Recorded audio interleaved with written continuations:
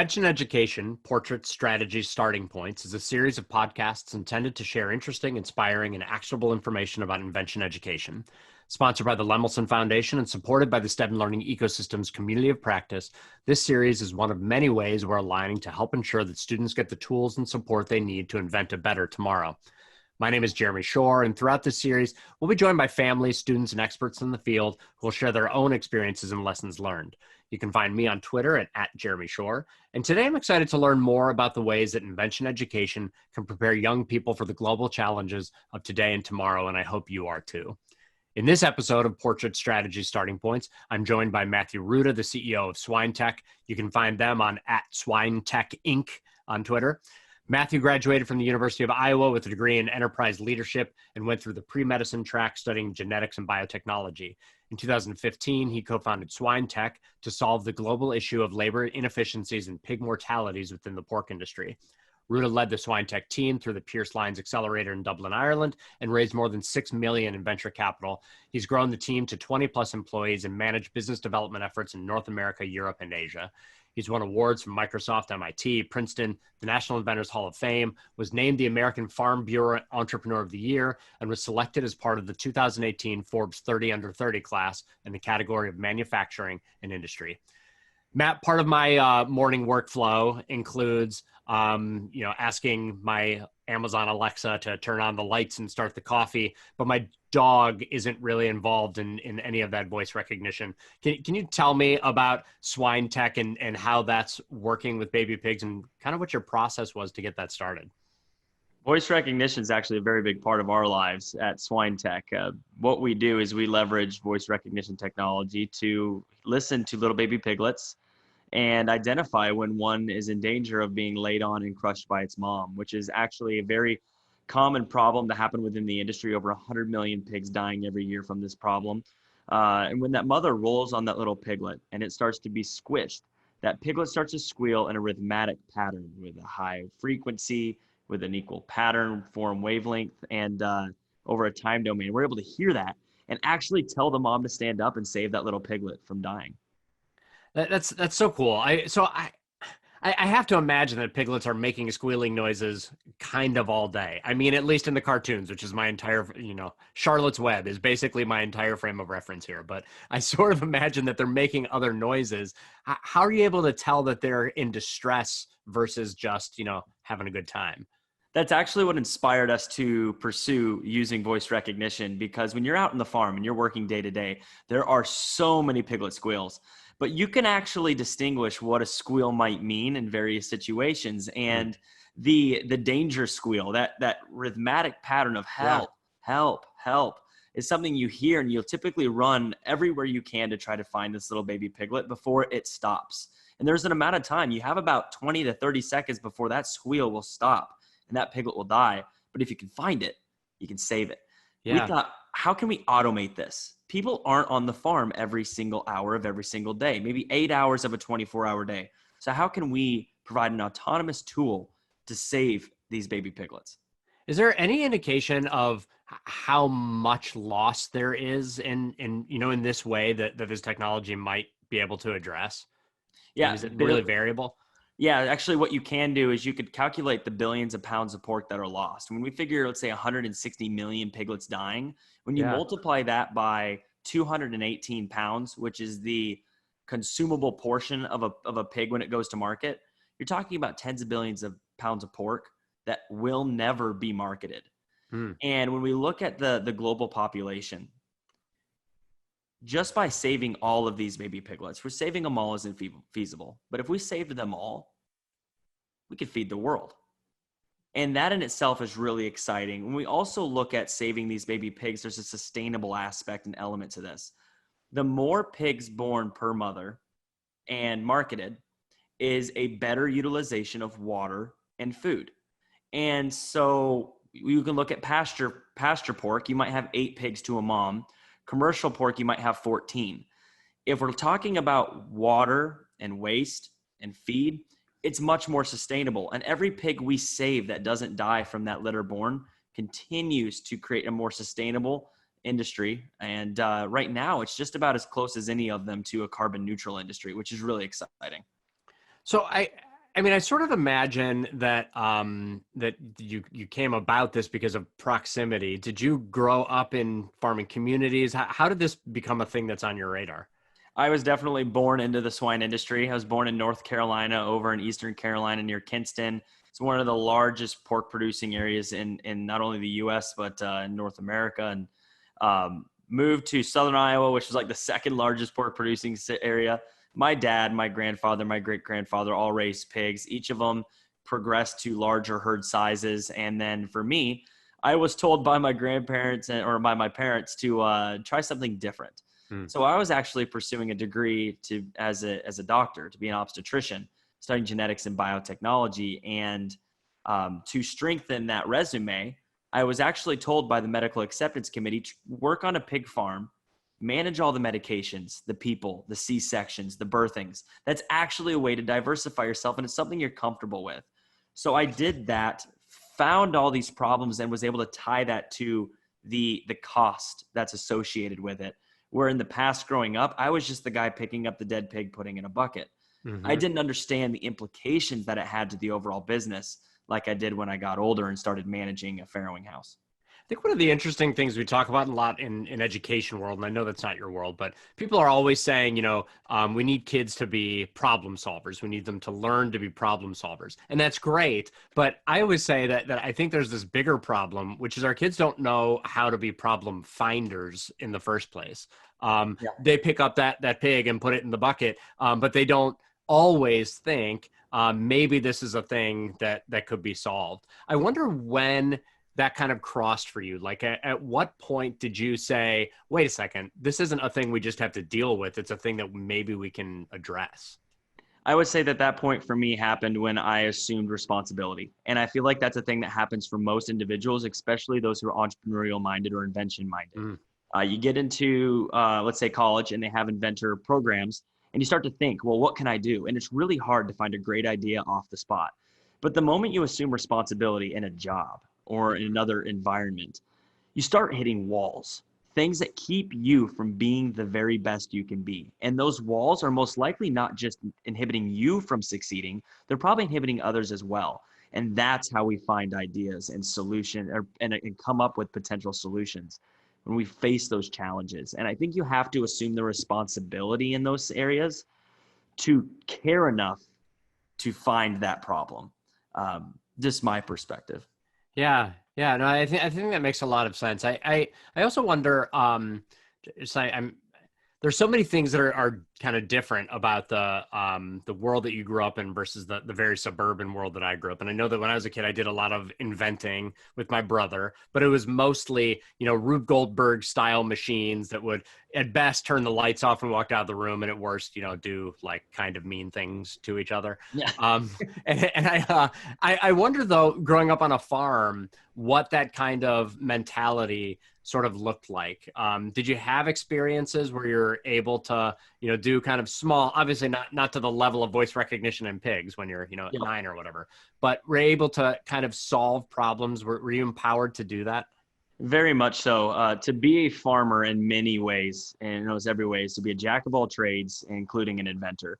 If you don't have a solution, most people don't, and you can't just always just run to the store. There might be a problem that needs to be solved right now. And so whether you're going to be a welder, a carpenter, lay concrete, whatever that might be in that day, that's something that you had to employ and embody as a part of your job. Yeah. And growing up, when we face challenges, we're told figure it out.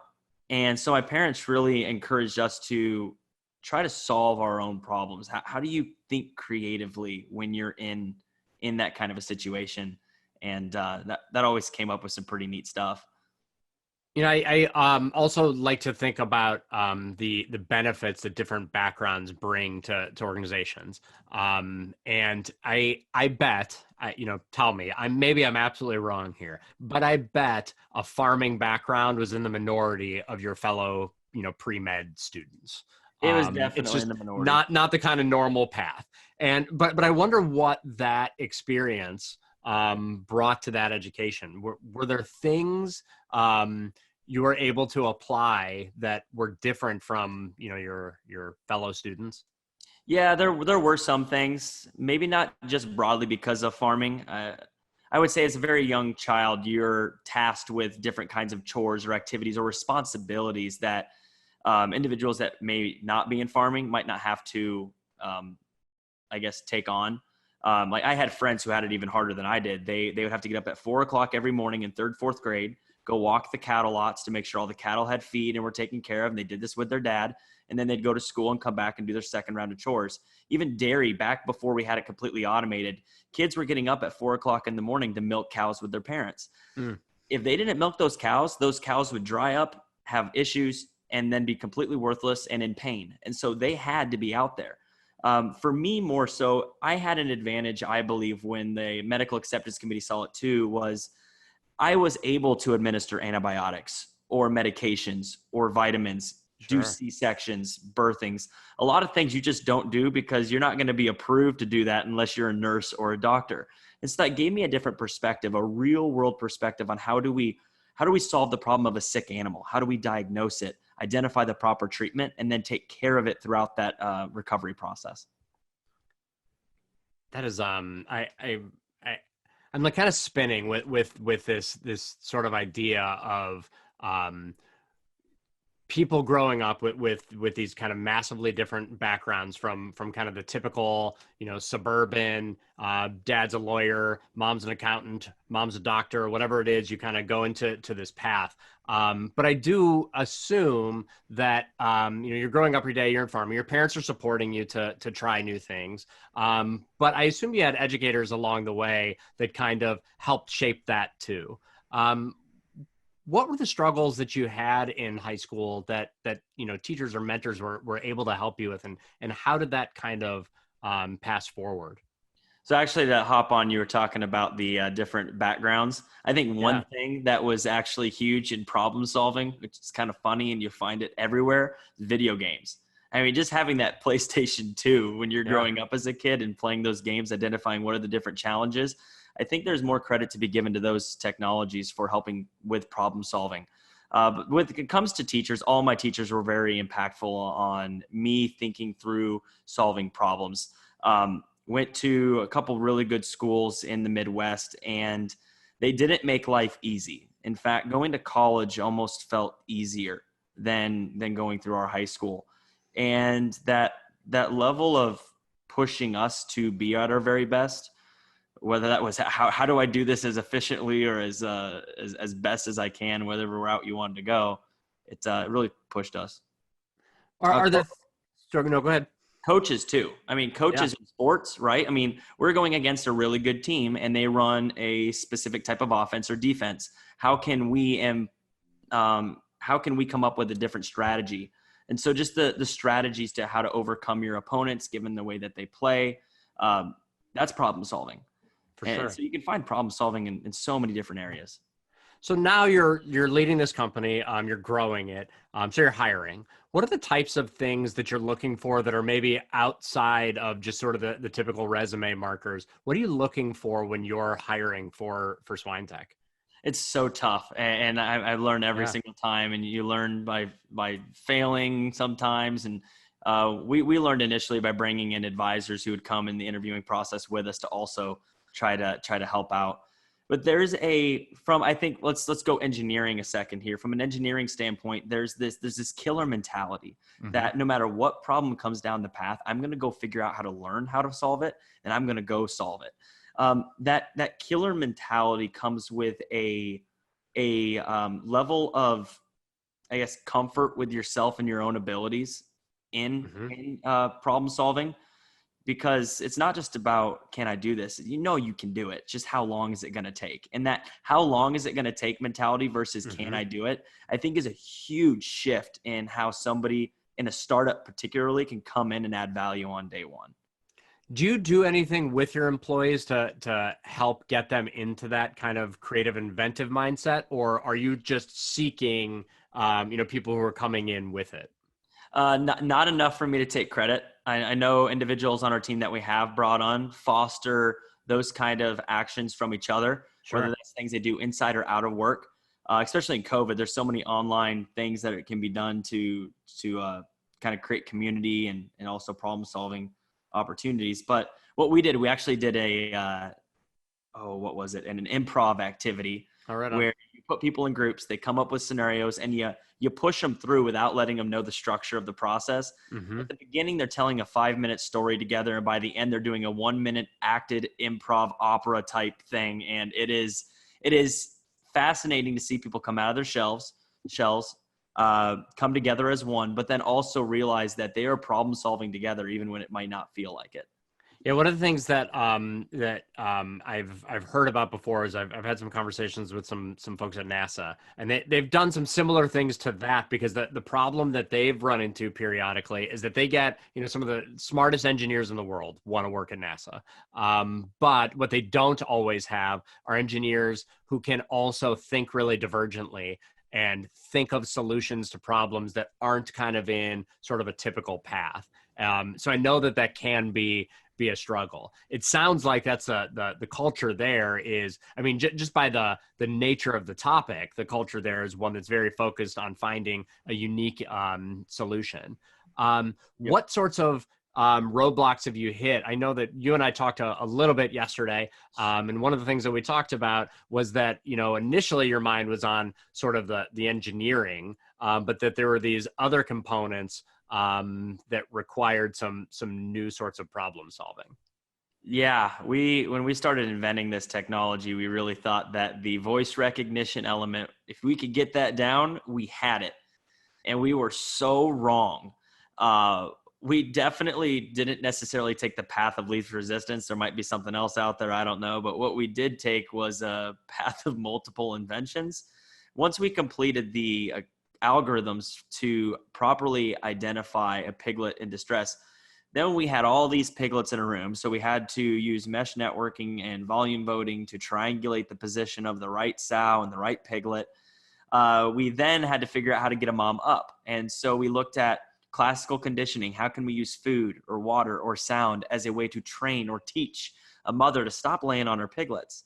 Well, that didn't work because it wasn't in any way commercially viable. It took way too long. So we started looking at some other conditioning practices like operant conditioning, where we'd use an impulse like a dog collar, but that didn't work because it made the moms all stressed, and we didn't want to stress a mom out. So we almost gave up, but then we started seeing TENS technology for chiropractic nerve therapy and muscles for people. And we tried that, and that allowed mothers to safely get up off of their piglets. There was no stress. We did commercial research with Kansas State University, and that was super exciting to find a non-stressful way to get a mom to save her piglet. The last thing we had to do was just as hard. We had to find a way of attaching a device to a mother pig, and that is very hard. We tried a collar, they'd take it off. We tried a belt, it was too dangerous. We tried all these different things, and eventually we got to an adhesive patch. And we had to try over 60 different types of adhesives to actually get it to stay on a mom more than like 5 days. And we had to go to Japan, Vietnam, all the steps of this process. Right. The identifying the piglet, triangulating it, placing something on a pig, and learning her to stand up. A couple of years of effort in each of them, all scrambled into one effort. And it was fun. It was chaotic, and it required a lot of late nights. That invention process, I think we think about the kind of real happy eureka moments, but there's so much to it that really build to that moment. I think that when it's not, you get your voice recognition down, everything's great. It becomes this all-encompassing thing, and you learn about just holistically all of the components that have to come together to make the things we deal with and work with every day, kind of work. Matthew, I'm sorry. It's been really, really great talking to you. I do have one last question for you that we're asking everybody who we're talking to in this series. What do you think is the power of invention education? I think the power of invention education is the power of freedom. It's the power to be independent of those around you. If in cases, it allows you to create a world that you want to live in without the restrictions of what everybody else wants, outside of the customer being the ultimate driver of whether or not innovation goes through. But it's the freedom to be yourself and to express yourself in ways that are literally unique to only you. If it's an invention, it's something that's never been done before. And if you can express yourself in that way, it's just super exciting to share that with the world and to solve others' problems. It's also the power of helping. Yeah. You, as an inventor, can help people solve real problems. And that in itself is just so awesome. I love it. The power of expression, but expression bundled up with looking inward or to your community, solving a problem, helping other people. It's really, really critical and important work. Thank you, Matthew. Thank you for listening to Invention Education Portrait Strategy Starting Points, brought to you by the STEM Learning Ecosystems Community of Practice and the Lemelson Foundation. Thank you, Matthew, again for joining me today. Please visit www.stemecosystems.org to hear more inspiring stories. My name is Jeremy Shore, and thank you for joining us.